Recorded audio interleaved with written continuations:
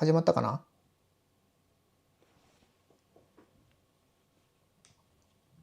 始まりましたかね。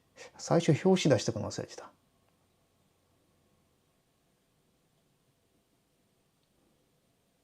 始まったかな。音声 OK ですね。はい、改めまして皆さんこんばんは。トクタミ TV の徳富です。今日は2024年11月19日火曜日です。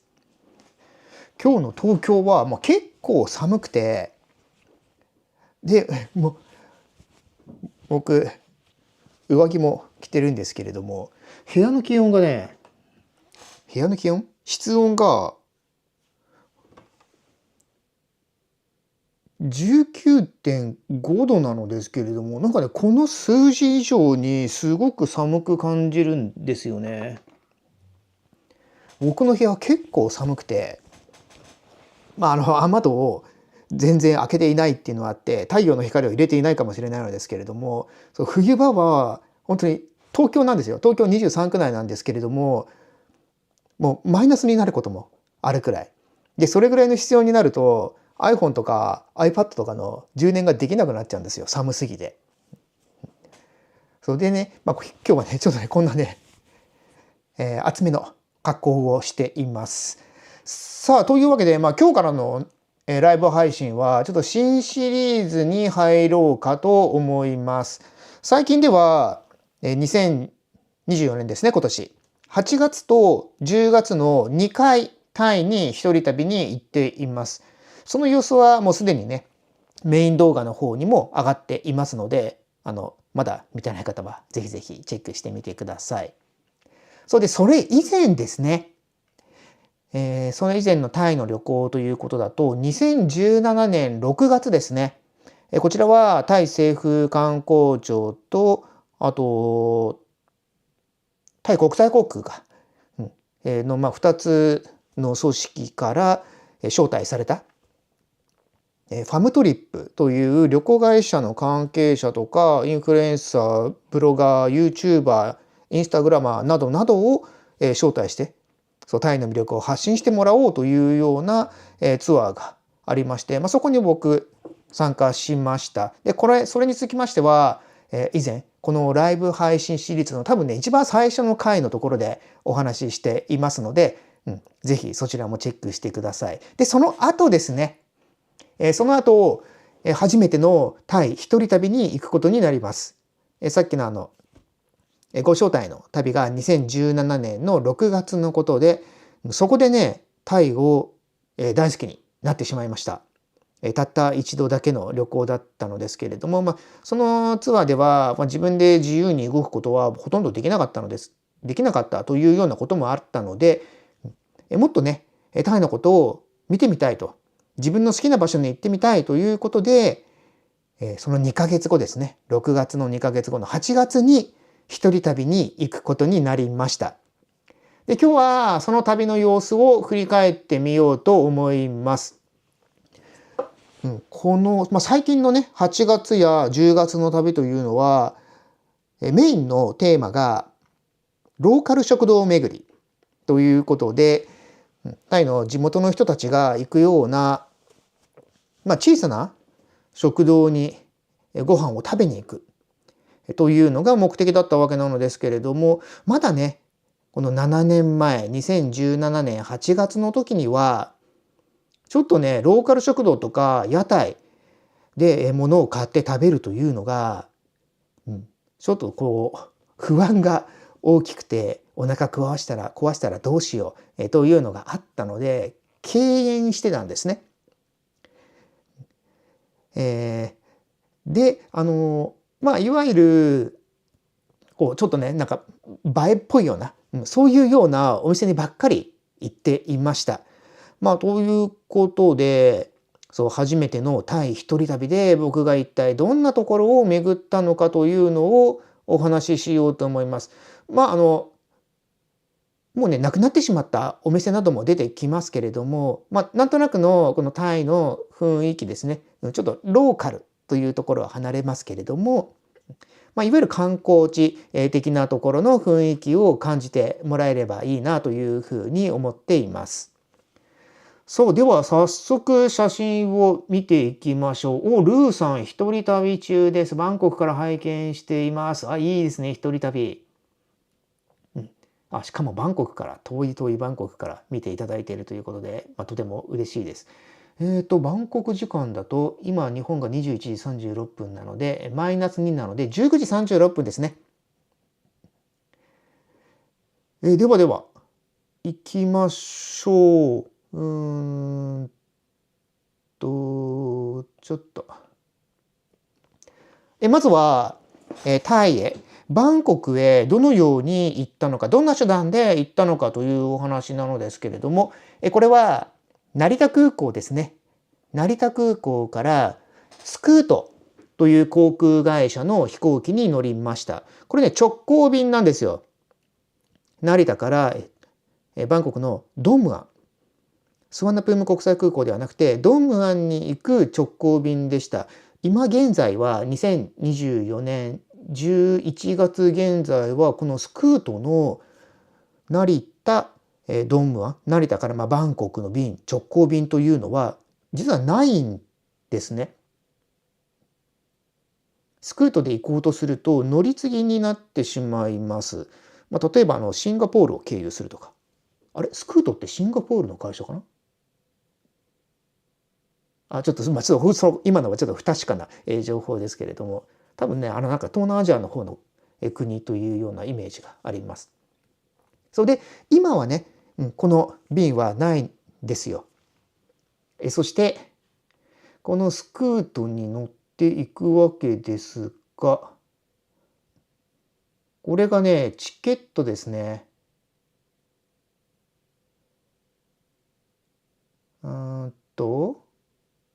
航空券のみ。はいはいはい。分かった。見方分かりました。これね、一番上のその下の数字、21,674っていう数字がありますよね。これがね、最も安価なチケット、でした。で、エコノミークラスで行くと、確かこれなんかな、座席指定とかかな。で行くと25,000円ぐらいですよね、エコノミークラスは。トータルで。で、それでもいいんですけれども、スクートビズクラスというシートがありまして、これがね、基本料金の21,674プラスすることの19,000円で乗ることができたんですね。で、合計の金額が32,574円。往復だとこれのかける2なので、65,000円ぐらい。エコノミークラスで往復するよりも、エコノミークラスだと5万円か。よりも高めにはなっていましたけれども、このスクートビズクラス、これプレミアムシートというシートに、たったのと言ったらあれですけれども、1万円プラスで乗れてしまうというようなことがありましたので、これに飛びつかないわけにはいかないということで、往復このスクートビズクラスということに乗ることにしました。実は僕そこまで飛行機に乗った経験というのが多いわけではないのですけれども、毎回エコノミークラスです。しかしエコノミークラス以外のシートに座ったのは、この旅の往復1回きりですね。スクートビズ。ではスクートビズ見ていきましょう。まずはこれは空港でのチェックインカウンターのところですね。エコノミークラスのところは並んでいるのですけれども、右側のレーンですね。ところが左側のスクートビズは誰もいないと。待ち時間ゼロでチェックインができるというような非常に優越感というか、普段はこういうような経験ができないので、むちゃくちゃ楽でしたね。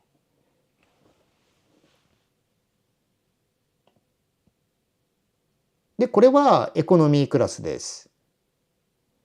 一番前のシートはエコノミークラスと、あと、スクートビズこれから紹介する方のシートですね、僕が乗ったやつ。それの境目にあるところなので、足元だいぶ広くなっていますけれども、通常のエコノミークラスの幅は、その後ろの2列目のところを見ていただければと思います。多分一般的なシートピッチ、LCC のシートピッチなんだと思いますね。さあ、そしてスクートビズ。こんなね、立派なシートだったんですよ。2+2+2 ですね。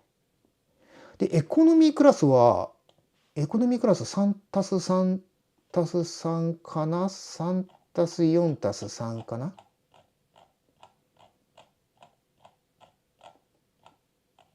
僕の記録は、エコノミークラスだと 3+3+3 ですね。で、シート幅が46センチ、シートピッチが79センチ。しかし、今ご覧になっていただいているスクートビズは 2+3+2 だ。222ではなくて 2+3+2 の座席配置で、シート幅が56センチ。エコノミーよりも10センチ長いです。そして、シートピッチに関しましては96センチですね。エコノミーの79センチよりも17センチも幅があるということで、すんごい楽なシートなんだということが、この数字からもわかるかと思います。で、ちょっといきなりね、機内食になりましたけれども、スクートビズの場合には、この機内食は、その最初の料金に含まれていました。追加では購入することはないです。これドリンクも無料ですね。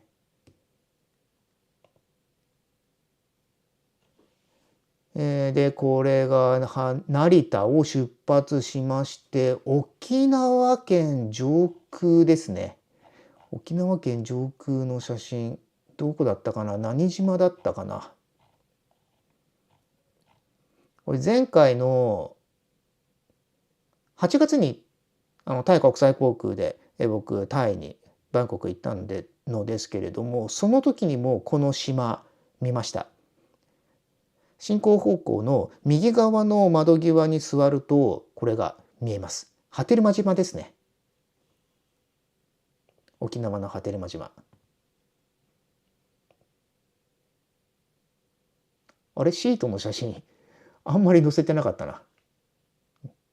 ちょっとシートの写真に戻りますと、これもちろん充電のコンセントもついていますし、肘掛けも立派ですし、ただ全面モニターこれはなしでした。そして Wi-Fi はこの当時、今はどうかわからない。2024年の現在はわからないですけれども、2017年のこの当時は Wi-Fi は有料でした。スクートビズでも有料。そうで、これね、シートかなり倒れるんですね。で、行きは昼間の便。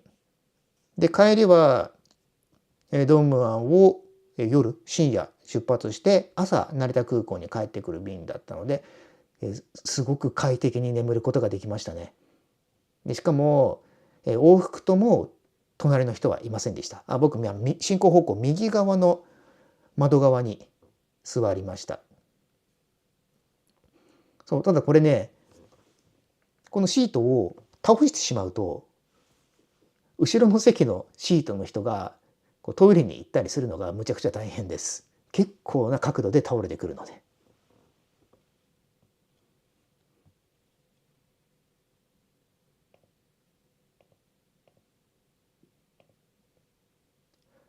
さあ、そしてドンムアン空港に着きました。ここから市内中心部に向かっていくわけなのですけれども、選択肢としてバス、さらにタクシーがありますね。で、今現在はタイ国鉄 SRT の駅も、近く近くではなくても結構離れてる空港から歩くようなのですけれども、乗ろうと思えば鉄道でも中心の部の方に行くことはできるようです。あんまり使ってる人いないんじゃないかなというふうに思いますね。でこの時僕はバスを利用しました。ドンムアン空港からだとこの4つの路線ですね。カオサン通りに行くものは一番下の A4 ですね。で A3 はラチャダムリ、ルンピニパーク、ルンピニ公園などに行くバス。で A2 はビクトリーモニュメント。で A1 がチャトチャック、モーチット、BTS のモーチットに行くやつですね。でこの時はね、A1 も A2 も BTS のモーチット駅通ってたんですね。A2 も確かモーチット通っていたはずです。しかし今現在なんか最近のこのドンムアン空港のレポート YouTube などで見てみるとこの A2 のバスがモーチット駅を通らなくなったと、ちょっとルートが違くなってしまったというようなお話を聞いています。なので A1 ですね、 BTS に乗り換えたいのならば BTS で市内中心部に行きたいのならばでこの時の僕も A1 のバスに乗りました。料金は当時は30バーツでしたね。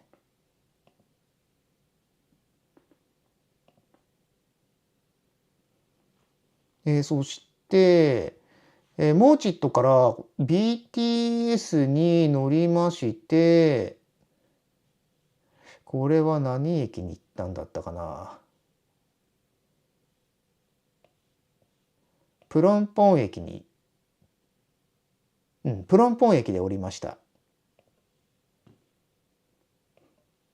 でまず最初に向かったのがもうこちらのモール、小さなモールなんですけれども、もういきなりねこの道沿いのところに世界の山ちゃんがあって、なんかね初日タイに来たばっかりで初めて街中に一人で入っていったのですけれども、なんか日本っぽいところに出ちゃったなというようなことを思っていました。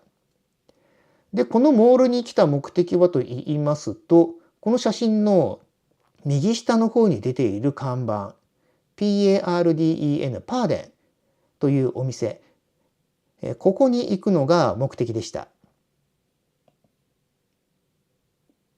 でこのモールの中の2階部分に店舗があります。今現在も2024年11月現在もこのお店あります。ちゃんと行くことできます。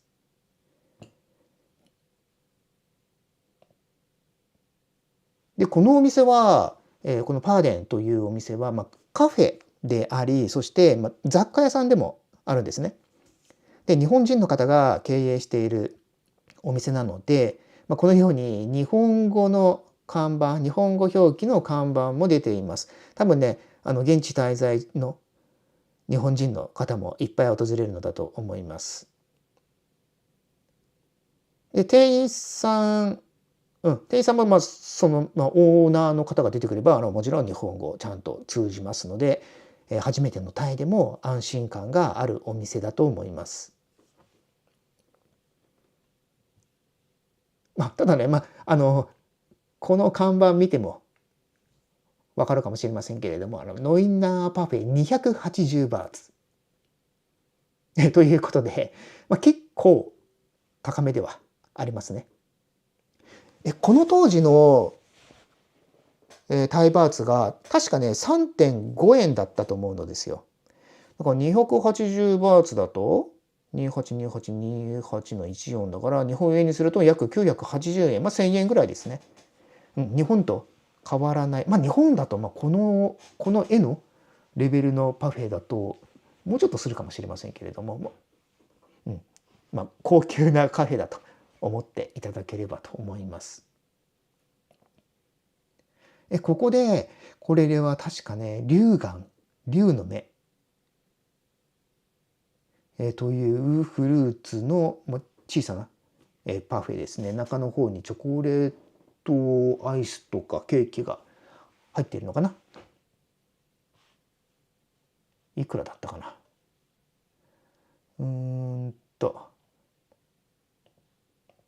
パーデン。そう、こういうね、フルーツの価格、やっぱりタイなので、フルーツを使ったパフェのメニューがたくさんあったという記憶があります。龍河のミニパフェ、ラムヤイですね。で、135バーツでした。でも、当時3.5 円って言いましたけれども、ちょっと記録を見たら、1バーツ3円でした。アレクサ、1バーツはいくら？ 1バーツは約 4.46 円です。4.46。プラス、だいたい1.5 円、1.5 倍になってるってことですよね。当時の感覚だと、この135バーツということは400円ちょっと。で、現在の 4.4 でいくと、アレクサ、135×4.4 は135×4.4 は594円、600円ですね。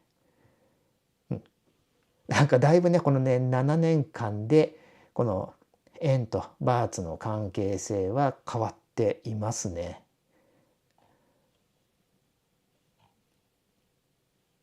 そうで、このね、龍眼ラムヤイのパフェをここでいただきました。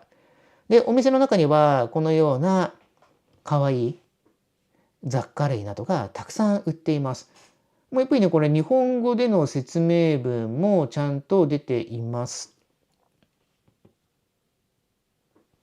というよりも日本語メインですね。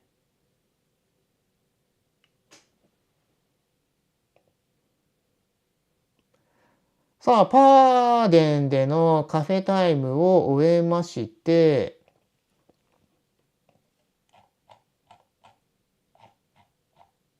ホテルに向かいます。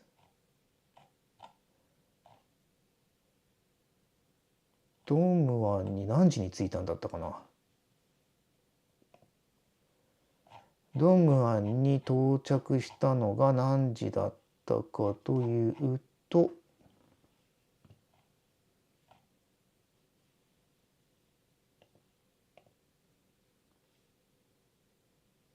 これから成田発10時で、ドンムアンに着いたのが13時50分、日本時間のだと15時50分、もう6時間で着いてたんですね。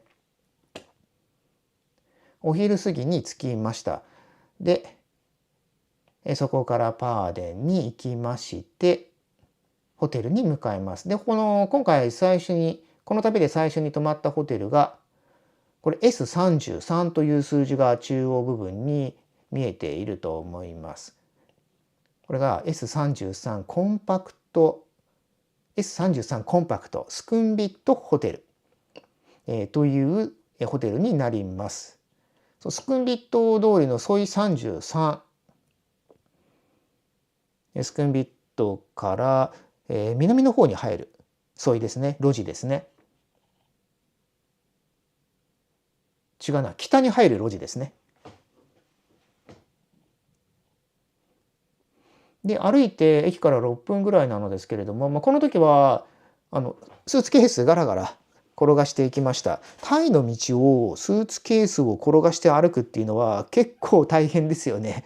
日本のようにフラットな舗装道路ではなくて、だいぶ段差もありますし、ガタゴト道なので、さっきのね、パーデンに行く時も、そしてこのホテルに向かう時も、なかなか苦労した思い出があります。そして BTS のプロンポン駅から徒歩6分くらい、Google マップで検索すると徒歩6分というふうになるんですけれども、その6分という数字以上にやっぱりスーツケースありだと時間がかかりますね。さあ、ではホテルの中見てみましょう。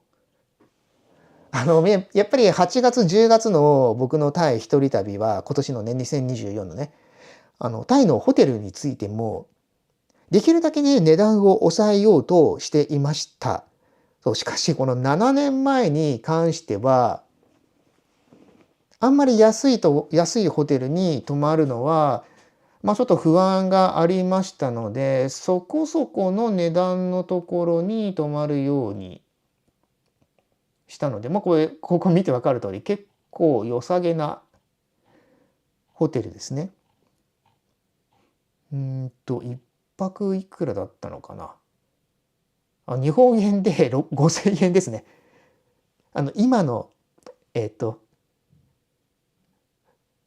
在は4.5円、1バーツ4.5円ですけれども、当時この時には1バーツ3円だったので、どれぐらいの計算だ ?300、違うな。5000、アレクサ、5000割る3は、1700ですね。5000割る3の近似値は1666.6667。1700バーツぐらい。現在の日本円換算だと7500円。いいお値段ですよね。そう、でも、当時はこれが日本円で5000円でした。こんないいお部屋のホテルが。ベッドがあって、そして立派なソファーがあって、で、デスクがあって、ちゃんと作業用の椅子もあると。で、こちらが水回り洗面台です。バスタブはついていませんでした。シャワーのみです。でもしっかりトイレとシャワーの部分の仕切りはドアで仕切ることができるようになっているので、トイレがびしょびしょになるというようなこともないことでしょうね。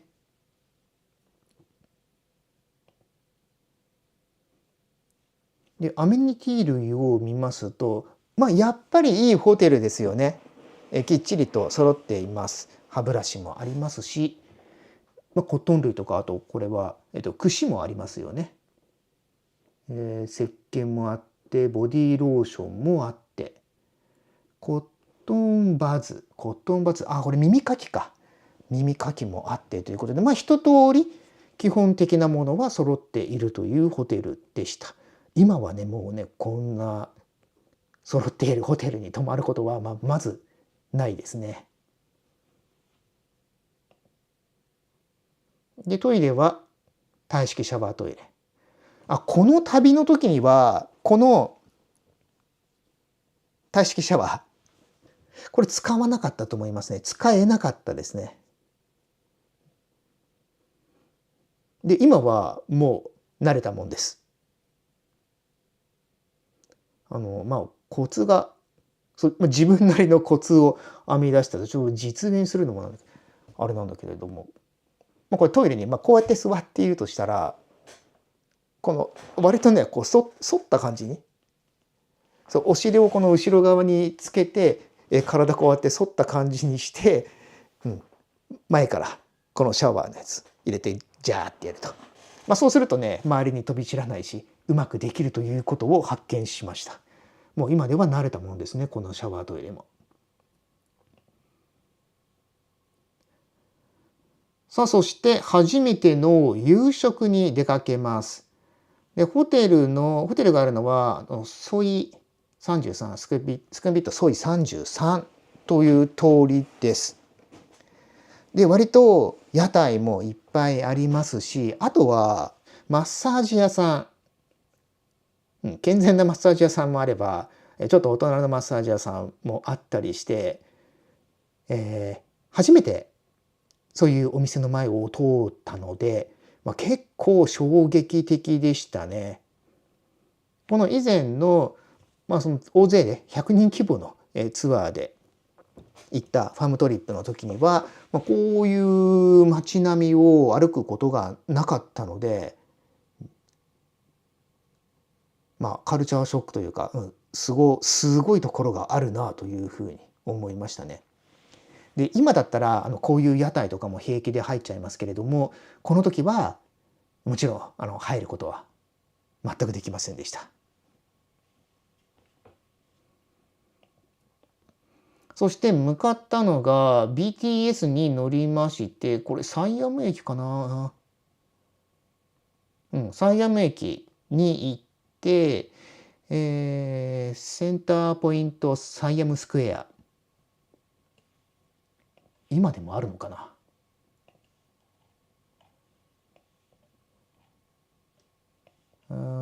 サイアム駅、サイアム駅。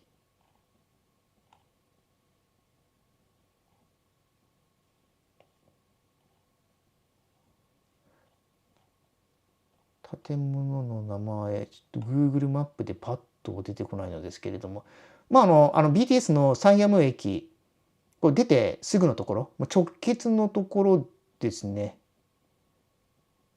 駅から見て、西側のところ。そうで、ここのフードコート、ここがこの日の夕食の目的地でした。そうそう。今は、ほぼどこに食べに行くかというのを事前には決めてはいません。8月の旅とか10月の旅の時には。割と適当に目についたお店に入ったり、もしくは前日の夜に作戦を立てていくというような形ですが、この当時に関しましては、7年前に関しましては、事前にちゃんと行く場所を決めていました。で、このショッピングモールの中に入っていきまして、この中にフードコートがありまして、かなりの混雑ぶりですね。やっぱり夜というようなことがあったので、お客さんたくさんいました。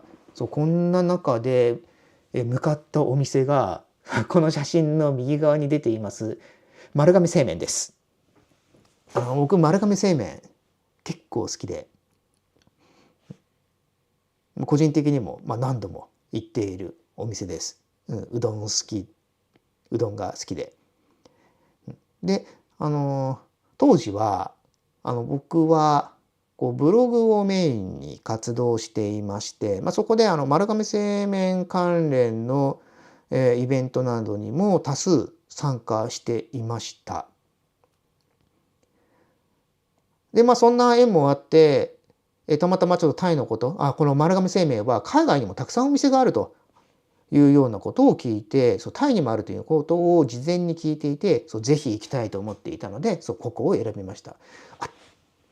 確か丸亀製麺で最も売り上げがある店はハワイだったかな。またちょっとあやふやな情報を言ってるかもしれませんけど、ちょっと全世界1位かどうか分かりませんけれども、ハワイの丸亀製麺の売り上げは結構すごいらしいんですよ。というのも、ハワイの現地の人々はうどんプラス揚げ物をいっぱい注文するそうなんですね。日本人のお客さんだと、日本のお店だと、そこまで揚げ物って追加しないですよね。多くて2、3個とか、僕だったら1個追加するか しないかというくらいです。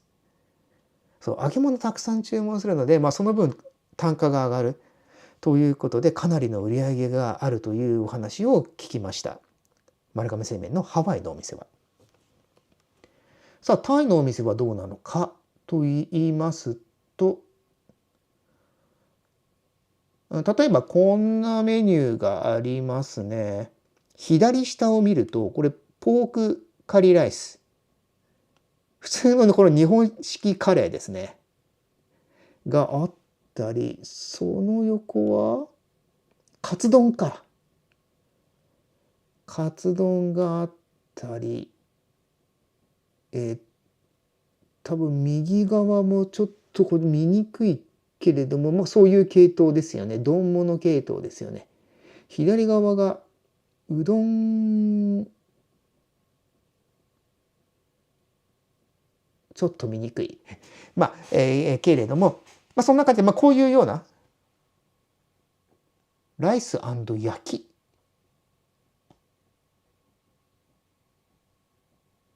焼きってなんだ？何を表してんだろう？ちょっと分かんないですけれど。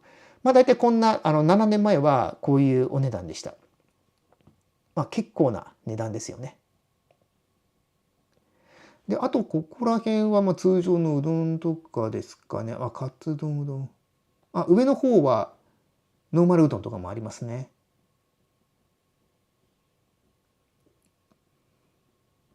で僕が注文したのはこれスパイシーポークヌードル、スパイシーポークうどんです。やっぱりうどんは食べなくちゃというふうに思っていたので、うどんです。でちょっとタイっぽさも付け加えたかったのでスパイシーなものを頼んでみました。パクチーもちょっと乗ってますね。でポークもこれお肉2種類、このひき肉のやつとあとこれ何肉ですね、豚バラですかね。でちょっとこの赤い唐辛子スパイシーな部分も見えると思います。スープ割と透明ですね。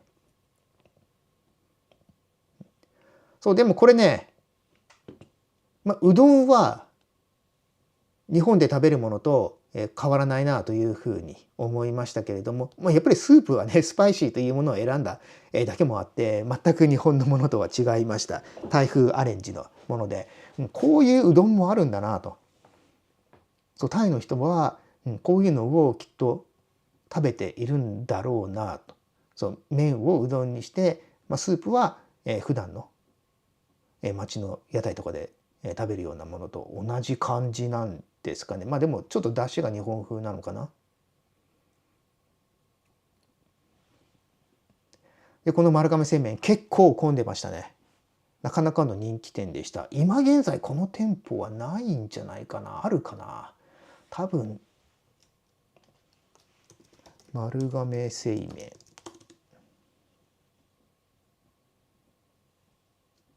丸亀製麺タイ、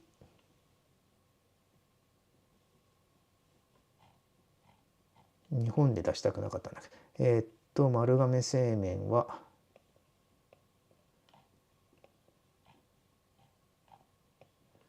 このエリア、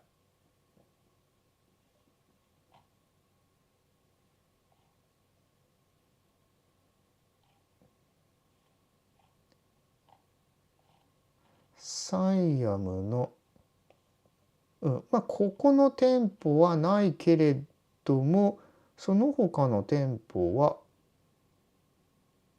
丸亀はあるのかな。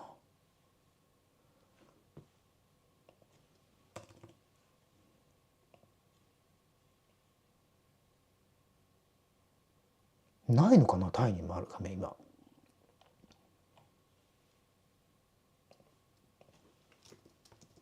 タイの丸亀製麺。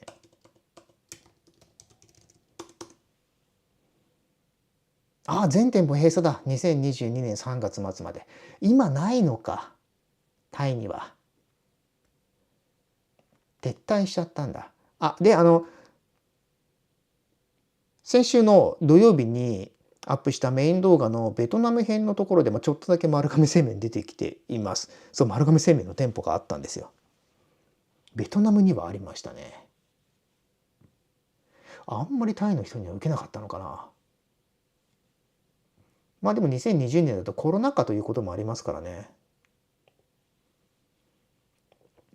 さあここで夕食を食べましてホテルに帰ります。でその途中のセブンイレブンで買い物をしました。右側がこれはオレンジとマンゴーのジュースですね。で左側がこのマンゴーの何か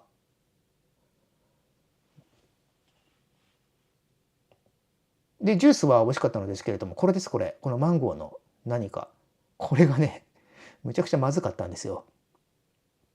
一口も食べられないくらい。口入れて噛んだ瞬間、もうこれはダメだというふうに思いましたね。何なんだろう、漬物っぽいような、マンゴーの漬物っぽいみたいな。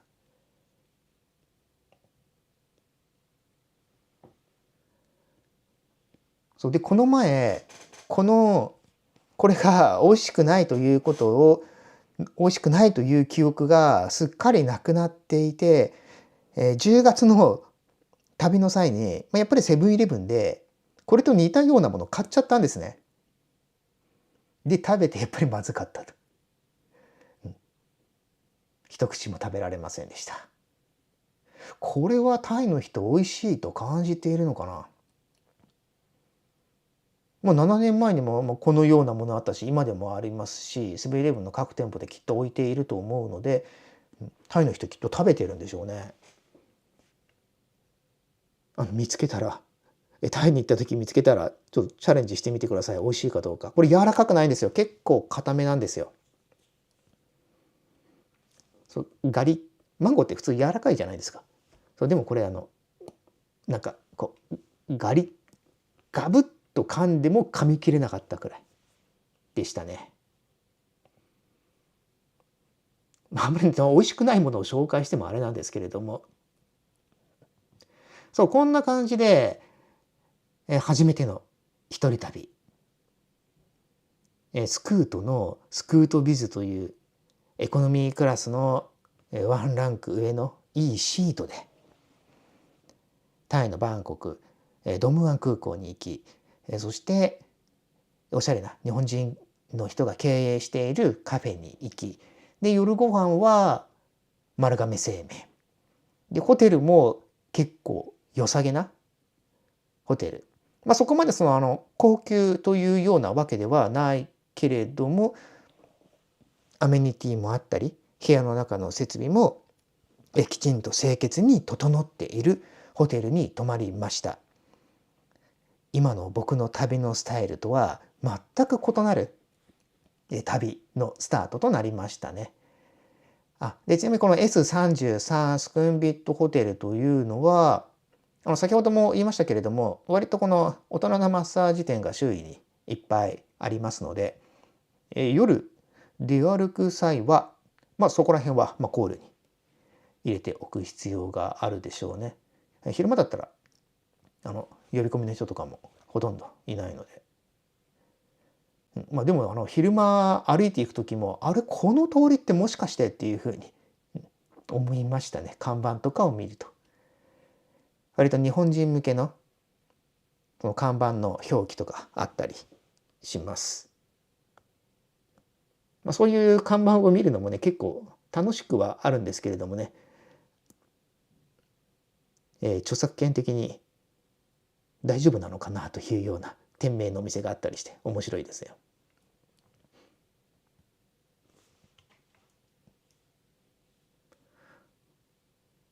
でこの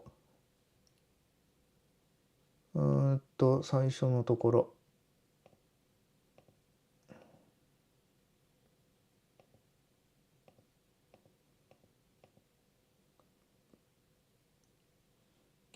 でこのバスですね。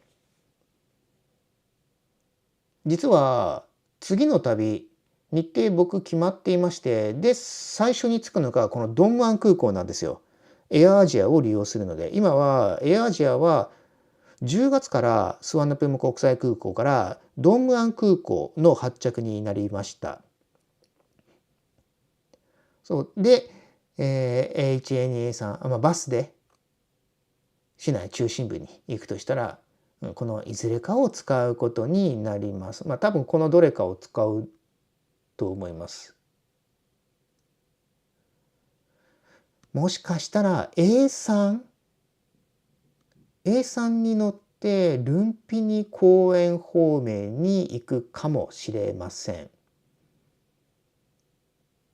ただね1泊目のホテル実はまだ決まってないんですね。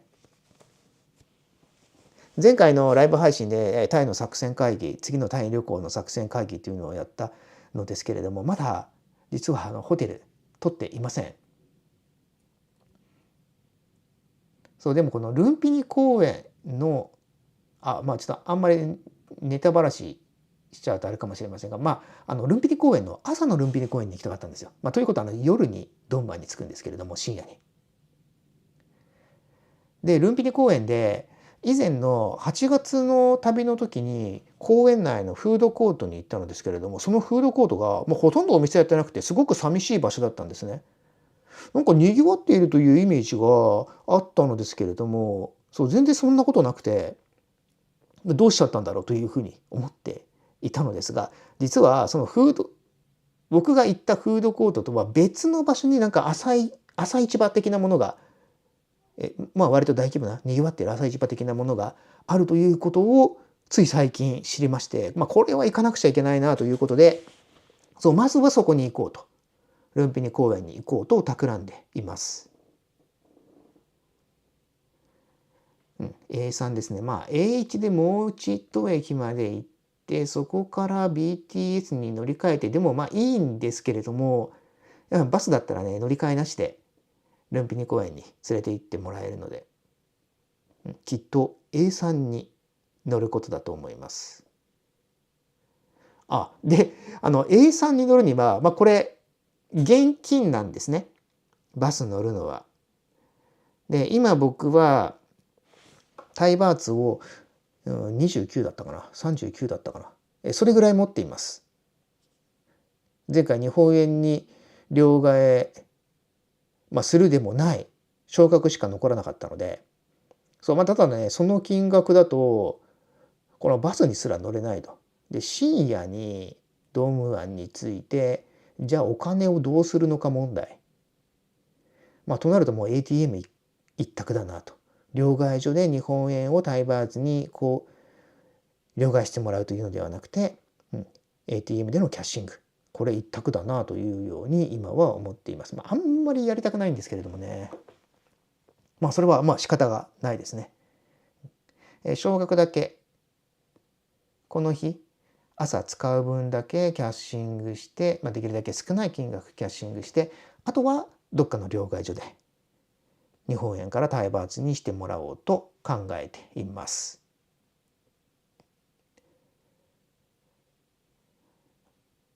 といったような感じで、これが旅の1日目のお話です。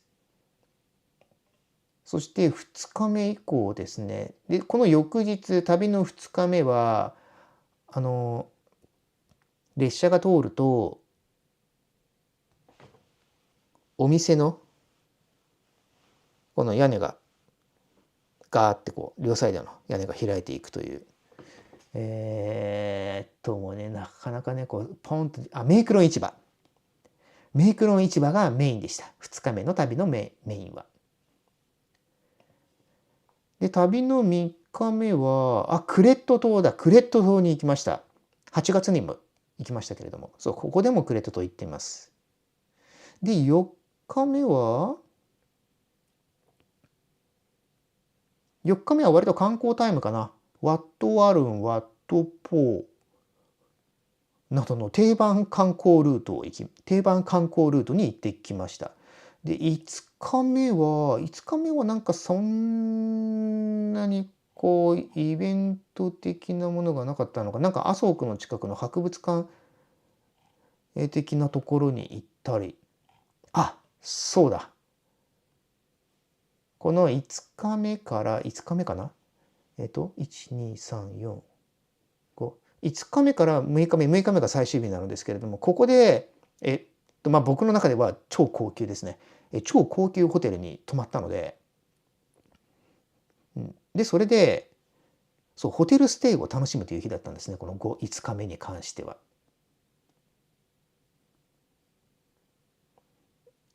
で6日目が最終日で、ここでも観光地巡りしてますね。これはまたねすぐ出てこなくなっちゃったんですよね、名前。ワットパクナムだ。8月の旅にも行ったワットパクナムが8日目最終日のメインでした。今のね最近の旅とは本当全然違うルートに行っているというお話を、これから何回かに分けましてしていこうと思っています。むしろ普段の僕のメイン動画の旅だと、普通の観光客の方が行かないようなところばっかりに行っています。けれども、この昔の7年前の旅に関しましては、割と多くの人が訪れるような場所に行っていますので、ぜひぜひ、通常のノーマルなタイ観光を楽しみたいという方はご覧になっていただければと思います。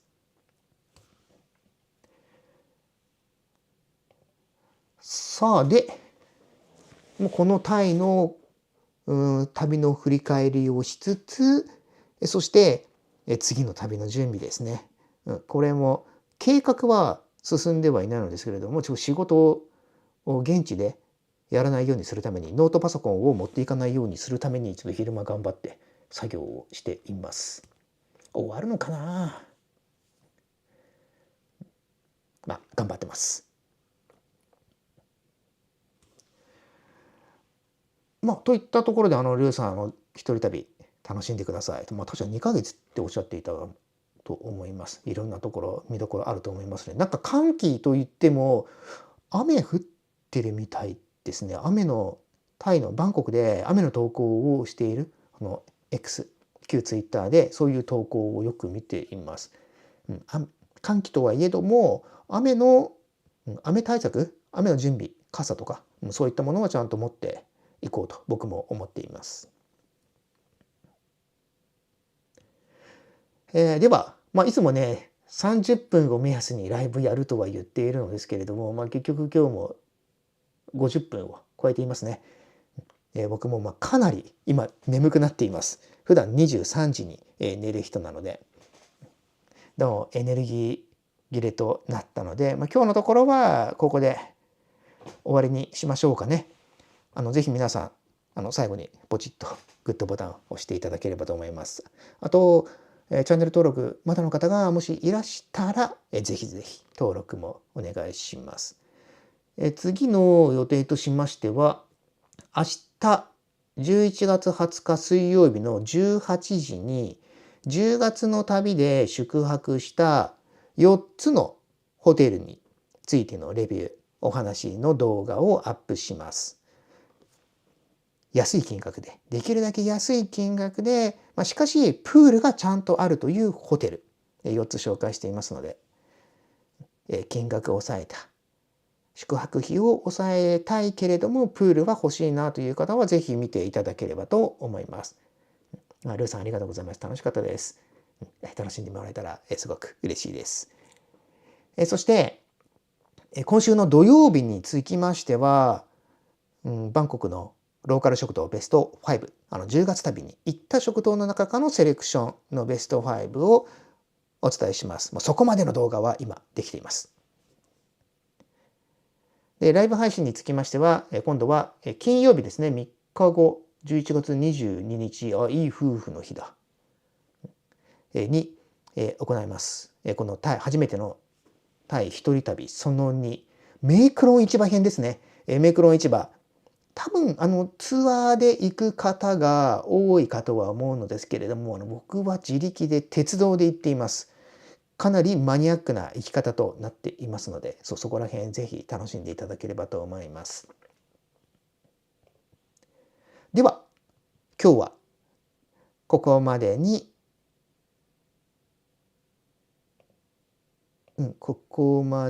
しましょう。皆さんおやすみなさい。さようなら。